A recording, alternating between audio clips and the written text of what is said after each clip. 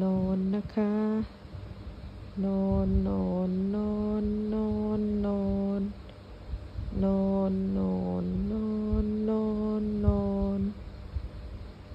นอนนอนนอน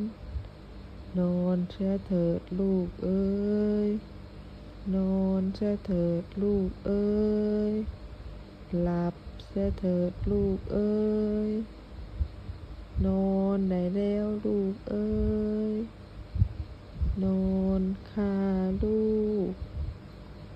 นอนเสียเถิดลูกเอ้ยหลับตาเถิดลูกเอ้ยนอนเถิดลูกเอ้ยหลับตาเถิดน้องกากีแม่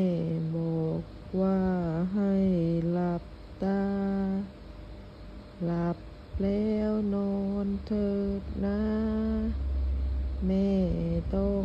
ทำงานหลับเลยลูกน้อยหลับไปเลยแม่จะนอนแล้วเอ้ยนอนเถิดลูกนอนหลับตาเถิดน้องหลับให้สนิทนะแม่จะนอนแล้วนะพรุ่งนี้ต้องทำงาน